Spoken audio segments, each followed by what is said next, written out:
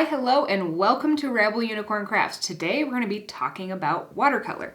Now, I have a few tutorials on some little mini paintings like these that are on paper, and that's traditionally how you do watercolor. But let's say you really wanted to paint bigger, or you wanted to paint on something that was not just paper. How are you going to do that? It will technically stick to some stuff, but we won't get the same effects until now. Now you can use watercolor ground. And this is a little sample of something I painted on some wood right here using this Daniel Smith watercolor ground. Now I'm going to show you how to use this one because I have quite a bit of experience using the titanium white version, but we're also going to be testing this transparent watercolor ground. I am so excited about the possibility of painting on something like wood and having a transparent wood grain background underneath my watercolor painting. So let's get to testing. First, let's look at our supplies. So we have these two watercolor grounds. One is in titanium white, it's in the bigger one, and it's a really thick paste-like mixture. You can see here that I've used quite a bit of it, but I haven't actually used the transparent one yet. So let's open that one up. And my first impressions are that the transparent one is a lot more liquidy. It's still kind of paste-like, but it's a lot less viscous, I think is the right word. And it also has a bit of a smell. The titanium white one does not have any scent to it, really. Before I go ahead and show you how I apply it, a few things from Daniel Smith. According to their packaging, you can paint this on almost anything. Wood, canvas, metal, plastic. I've only tried it on the wood and metal. Make sure that your surfaces are pre-sanded or hit with some sort of an abrasive beforehand so it can actually stick to it. And let it dry for at least 24 hours after you apply it. This is key. I have tried to use this before that time was up, and it doesn't work very well. You also can't use heat to speed the drying time. You just need to paint this on and be patient. So do this a day or two before you want to use it. And finally, wash your brushes immediately after application so you don't ruin them. With the white one, you can actually use this in a few different ways. You can take a brush and just apply it straight to wood. I've got these little wooden panels that I'm going to be testing because you can buy a big pack of a bunch of them, and I can test a bunch of different stuff on them, and they're pretty cost effective. But you can just put it right on to the wood, and you could either cover the whole thing or you could just cover a section of it. You can see on this one, I just put it straight on and left gaps around the edges. Another way you can use this is you could actually tape off the edges, and this is what I typically like to do. I tape off a section where I don't want there to be any ground or any paint, and I use masking tape and nice straight lines in order to do this. And then you can, if you want, just go straight in with the water ground on top of those tape lines and kind of really make sure that it is nice and flush and actually worked into the edges of that tape. Now, I have found that sometimes this will result in some leaking of watercolor underneath those tape lines, and you can prevent that further by before you put on your watercolor ground, but after you put on your masking tape, putting a layer of thin gesso down first, and that will prevent some of that running from happening.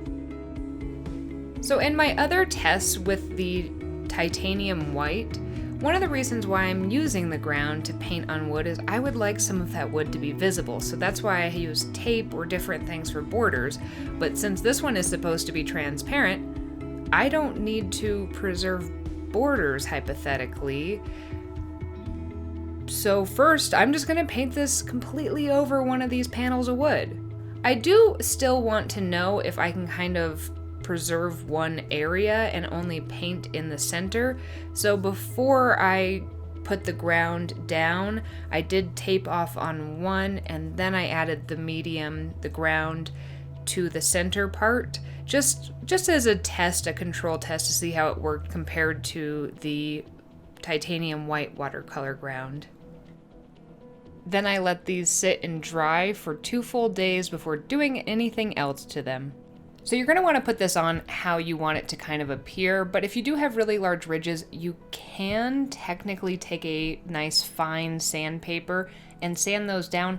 I will show you why I don't actually like to do that to this in a little bit, but it's an option.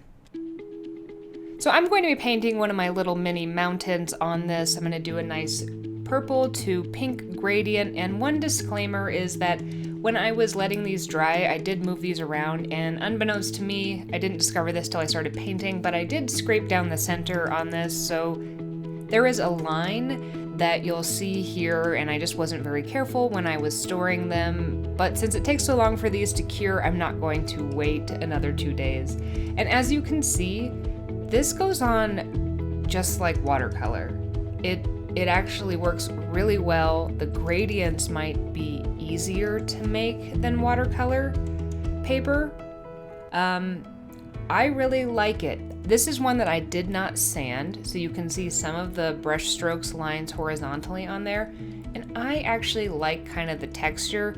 I don't like that line down the center, but that was a mistake on my part. So it works. It works great. This next one is the one that I did sand on here, and unfortunately my camera died here, so we're gonna have to change over to a different angle. So that will explain the jump cut here. I had even started painting before I realized that this had happened, so that's why we're halfway through this. But this is the one that I sanded down, and I don't know how well you're going to be able to see this, but I did try to wipe off as much of that dust as I possibly could with a dry paper towel. But it starts to get picked up in the brush, and you kind of drag this pigment down, or the white remnants that we sanded off, and I think you end up getting more streaks when you do mess with the texture of this, as well as you kind of coat your brush in plaster-esque stuff, which I don't particularly like. Alright, it's time for me to start adding my mountain layers to these, and you'll notice in the background there are some other tests going on, and that is one thing I will say about this ground, is that the layers do take longer to dry than on normal watercolor paper. It also, you can't really use the hairdryer as well because it seeps in more thoroughly or something. You do have to be a little more patient in using this, but in general, I really like using this. It works really good. You get smooth gradients and fills, and yeah, I like it. You can still see this. The first one I did is the one that I did not sand. The second one is the one that I did sand. And can you see how I get some of those weird kind of hydrophobic drips where it like doesn't want to cover, but then it does and it drips down? It seems to even out, but that seems to happen on only the one that I sanded and created a smoother texture on, so that's another reason why I don't like to sand them. For time's sake, I finished up those two paintings, so let's take the tape off and see if there was any bleeding on these and how well they work. In general, I think this is really great. I like the ones that I prime first. Those ones I have the least amount of bleeding under the tape. I didn't really have any on either of these, but they both worked really well, and I like having that little snippet in the center of the wood with the titanium one. This is something that I use all the time, and I really recommend this supply specifically, but I'm still curious. I think there are a lot of possibilities with the transparent one. Let's explore those. Let's jump over to testing the transparent one, and this is the one where I taped off the edges and I applied the ground only to where the paint is. My hope is that the tape is going to prevent any sort of seeping from happening outside of the ground, but you can already see it's starting to seep under there, which is unfortunate, and that's the real reason why you'd want to use a watercolor ground, is to control seepage really on wood, because you can technically paint on wood. I'll show that in a minute. In general though, this transparent ground seems to work pretty good. it's pretty smooth, and in the areas where the ground is and not underneath, we're not getting a lot of linear flow of that paint that's kind of uncontrolled and just seeping into the grain of the wood. But let's see what it looks like on wood without any ground, just to kind of test. All right, so this is just one of those wood panels. I've done absolutely nothing to this. I'm gonna put watercolor straight on it. You can technically apply watercolor straight to wood. You have a little less control, and it also sucks up that water. I was having trouble keeping enough water on this because it just really seeps in, and you'll see that you get a lot more of the vertical lines where it's seeping into the grain. This particular grain runs in a vertical direction. And like the seepage that I got underneath that tape, I'm gonna have that along all the edges of this one that I do here too. The colors kind of appear more bright on the wood directly, and I just think that's because it's picking up more of the color pigment of the wood in itself. So you'll see it's more diluted on the one with ground, but it's a little bit smoother other than the edges, that gradient. I don't know. I'm on the fence with this use of the transparent watercolor ground at this point. I did go ahead and I added a second layer of the gradient color just to bump up the pigment on both of these. And you'll see that this is the one that's just wood, no ground. I am getting a little more bleeding, especially along the tops of where I put my mountains, so you won't get nice crisp lines if you paint directly on wood. You can really see it happening right here. But let's find out if we're going to get any of that seepage on the top with the ground underneath, because I want to have nice crisp lines where I place the paint. I don't want it to seep and just go within the wood grain. So with the ground, so far, it's not really seeping. It's following just the lines that I laid down, but let's take a closer look. And we have a tiny amount of that seepage at the top of those mountain lines, but nothing like on the other one. So this would be the reason to use this ground and not just paint directly on the wood, is you're going to have better control of where the pigment stays. I added my other layers of mountains. Let's take off the tape. Obviously, it dripped underneath, so you can't do it like this. I wish that I had tested this by painting the watercolor ground all over the back of this wood panel and then taping it to see if I could control where the paint was. That might be an upcoming test. So it's no surprise that it did leak underneath those tape lines, but in general, the one with the watercolor ground works better than painting directly on the wood, because where you put the paint stays for the most part.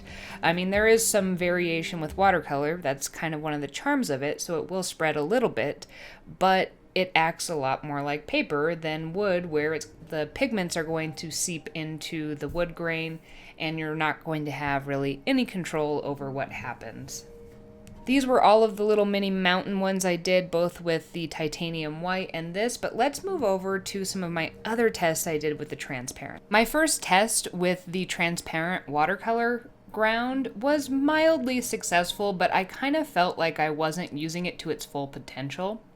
So I covered one entirely in the watercolor ground, and then I sketched out my dog and painted her with watercolor. She is one of my favorite things to paint when I am testing things, especially when I want it to be a little bit more difficult and detailed.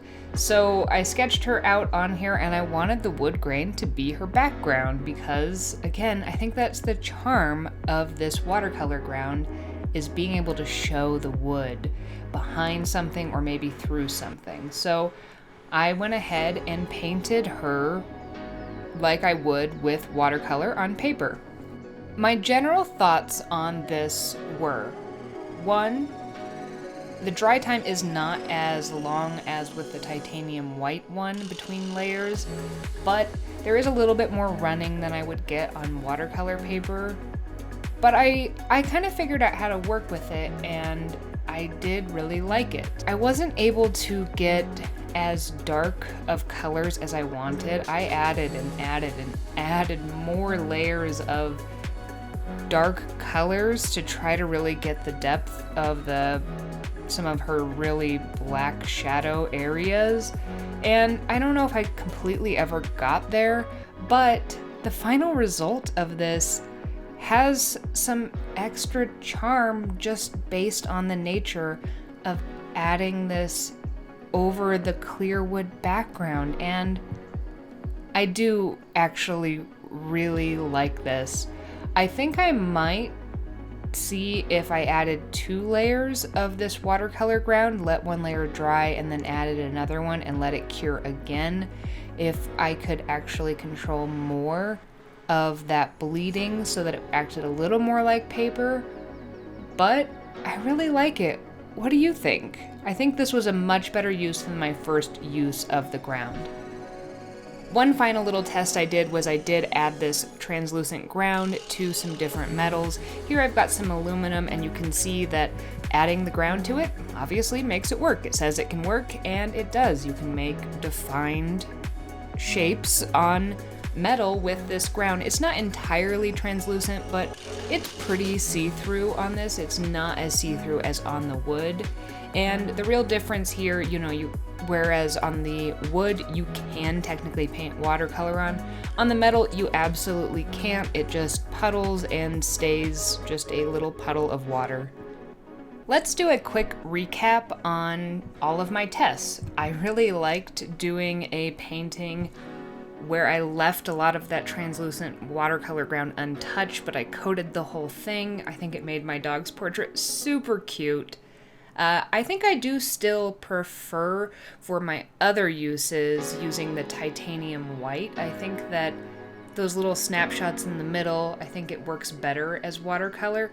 But if you want to do it similar to what I did with the translucent, it definitely works better than just straight on wood.